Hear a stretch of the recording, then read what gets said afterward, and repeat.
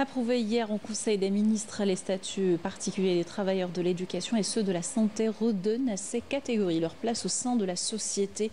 Un engagement du président de la République visant à préserver le prestige de ces corporations. Et les deux lois dont les moutures ont été finalisées ont été largement saluées, nous dit Amel Barba. Les très attendus statuts particuliers de l'éducation nationale et de la santé ont été adoptés lors de la réunion du Conseil des ministres. Une adoption qui vient répondre aux revendications des fonctionnaires de ces deux secteurs exprimées pendant de longues années. Au centre des attentions, le projet de loi portant statut particulier de l'éducation nationale prévoit entre autres la définition des missions essentielles, tout grade et corps confondus, et l'attribution des missions pédagogiques et éducatives au personnel enseignant en fonction de la spécialité, le mérite et la compétitivité. Il est également question de l'amélioration de la classification des grades de base tout en bénéficiant des dispositions permettant l'intégration dans des grades supérieurs, la valorisation des diplômes pour la promotion et l'intégration dans le parcours professionnel.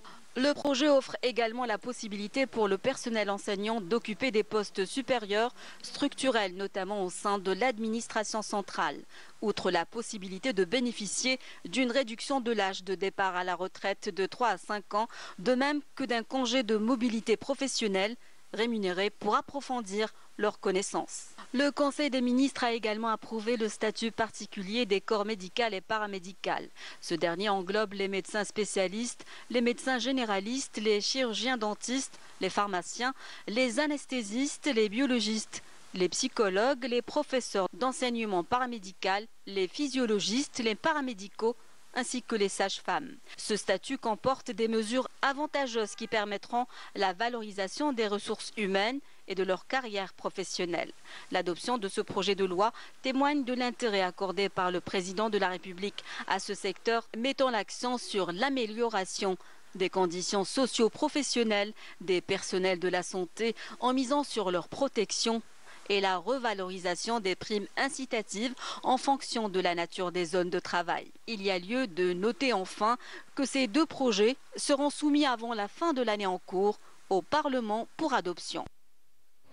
Les syndicats du secteur de la santé ont salué également l'adoption du statut particulier des corps médical et paramédical, soulignant que le président de la République a honoré tous ses engagements en faveur des praticiens de la santé publique en opérant une révision fondamentale des lois régissant le secteur, et ce dans l'objectif de valoriser le rôle majeur des corps médical et paramédical dans la sécurité sanitaire nationale.